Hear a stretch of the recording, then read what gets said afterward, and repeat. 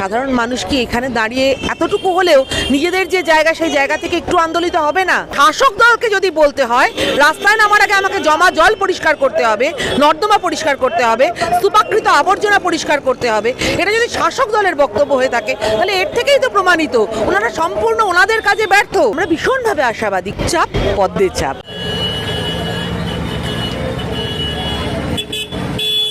একটা সময় কার্যত ছিল বামেদের লাল দুর্গ, সেই লাল দুর্গে ফাটলটা ধরিয়েছিল তৃণমূল কংগ্রেস। আবার তৃণমূল কংগ্রেসের যে দুর্গ, ঘাসফুলের যে দুর্গ, সেই দুর্গে ফাটল ধরাতে পারবেন এখন বিশ্বাস আছে, আত্মবিশ্বাস আছে। কালকে রাত্রিবেলায় আধ ঘন্টার একটা কালবৈশাখী ঝড় এসেছিল। আমরা দেখতে পেলাম কালকে রাত্রিবেলায় যখন ঝড়টা থামলো অনেক সাধারণ মানুষ ততক্ষণে বাড়ি পৌঁছে গিয়েছে।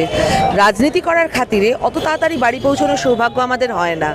রাত্রিবেলা যখন 10:30টার সময় বাড়ি পৌঁছচ্ছি, টোটো দাদাদের দেখলাম জিটি রোডের ওপর সার দিয়ে দাঁড়িয়ে রয়েছে।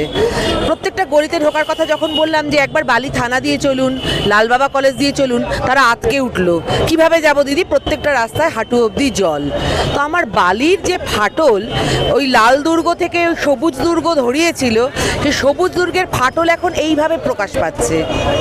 আধ ঘন্টার কালবৈশাখী, খটখটে দুপুরের পরে, রোদ্দুরের পরে, বর্ষা ছাড়া যদি বালির এই পরিস্থিতি হয় তাহলে তৃণমূল কংগ্রেস নামক যে দলটি 15 বছর ধরে আমার এখানকার উন্নয়নের সাথী, এগিয়ে বাংলা এই ধরনের স্টিকার লাগিয়ে চলে, সাধারণ মানুষ কি এখানে দাঁড়িয়ে এতটুকু হলেও নিজেদের যে জায়গা সেই জায়গা থেকে একটু আন্দোলিত হবে না?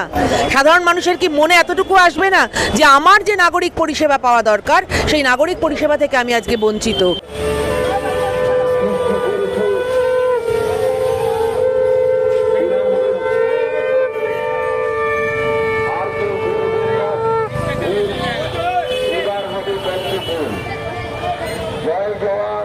বারবার অভিযোগ করেছেন মানুষের রায় দিতে পারেনি। বিভিন্ন সময়ে বুথে সন্ত্রাস, ভয়, বাড়ি বাড়ি গিয়ে ভয় দেখানোর ঘটনা ঘটেছে, যে কারণে আসলে মানুষের যে মনের যে রিফ্লেক্ট সেটা ধরা পড়েনি ভোটটা।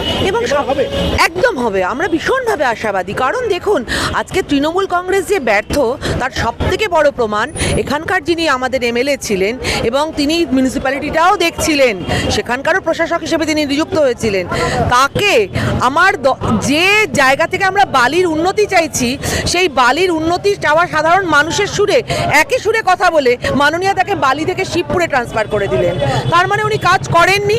এবং দ্বিতীয়ত হচ্ছে আমাদের যিনি এখানে এমএলএ পদপ্রার্থী এখানে শাসক দলের, তিনি প্রথম দিন রাস্তায় নেমে ঘোষণা করলেন আমি সর্বপ্রথম বালির রাস্তাঘাট, জমা জল এবং নিকাশি ব্যবস্থা এবং ময়লা তাকে পরিচ্ছন্ন করে প্রচার শুরু করব। আমি তো যে ব্যক্তি কথাটি বলছেন তিনি তো শাসক দলের লোক। তাহলে শাসক দলকে যদি বলতে হয় রাস্তায় নামার আগে আমাকে জমা জল পরিষ্কার করতে হবে, নর্দমা পরিষ্কার করতে হবে, স্তূপাকৃত আবর্জনা পরিষ্কার করতে হবে, এটা যদি শাসক দলের বক্তব্য হয়ে থাকে তাহলে এর থেকেই তো প্রমাণিত ওনারা সম্পূর্ণ ওনাদের কাজে ব্যর্থ। আর সেই ব্যর্থতার দায়ভার নিয়েই ওনাদেরকে এবার চলে যেতে হবে। বালি কেন, গোটা বাংলা থেকে ওনাদের চলে যেতে হবে। এই আন্দাজটা কি আপনারা পাচ্ছেন? একদম অবশ্যই। দেখুন, মানুষ না যখন বামপন্থী আন্দোলন থেকে এই তৃণমূল এসেছিল ভীষণভাবে চুপ হয়ে গিয়েছিলেন। বামপন্থী আন্দোলনের অনেকটা জায়গা আমরা দেখেছিলাম থানা পুলিশ নয়, বামপন্থী আন্দোলন মানুষের ঘরের ভেতর ঢুকে গিয়েছিল। মানুষের প্রত্যেক দিনের নিত্য নৈমিত্তিক সমস্যা বামপন্থী আন্দোলন তারা সব বারবার করে সেটাকে রপ্রাতে শুরু করেছিল। সেই জায়গা থেকে দাঁড়িয়ে মানুষ চুপ হয়ে গিয়েছিল। আর সেই চুপ করে থাকা যে মানুষগুলো তারা তাদের সব থেকে যে বড় অধিকার, ভোটাধিকার, যে অস্ত্র, সেই অস্ত্র প্রয়োগের মধ্যে দিয়ে নিজেদের রায় জানিয়ে দিয়েছিল। বর্তমান সময়ে আমরা বালিতে মানুষের বাড়ি বাড়ি পৌঁছচ্ছি। আমাদের প্রার্থী তিনি প্রত্যেকটা মানুষের কাছে ডোর টু ডোর ক্যাম্পেনিং করছেন এবং সেখান থেকে আমরা একটাই বার্তা পাচ্ছি, চুপচাপ, পদ্মের চাপ। আপনি কি জটিল কিছু সমস্যায় ভুগছেন? সমাধান পেতে চান? যোগাযোগ করুন প্রখ্যাত জ্যোতিষ ও তান্ত্রিক মনসারাম ভট্টাচার্যের কন্যা মনসা কন্যার সাথে। প্রখ্যাত জ্যোতিষ ও তান্ত্রিক মনসা কন্যা হাওড়া জানবাড়ি ও হাতিবাগানের নিজস্ব মন্দিরেও বসেন। যোগাযোগ 9830106967 আর 9239655323।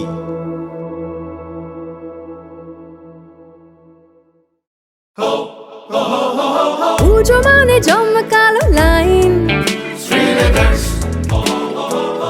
বক্স লোফা লুফি আইন।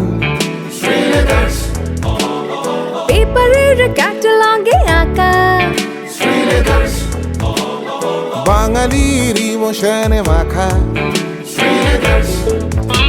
এ ভরসা কি উপায়, জার্নি পায়ে পায় পৌঁছে দেবে ঠিক ডেস্টিনেশন। বিশ্বমান শ্রীলেদার্স কাটিদার শ্রীলেদার্স।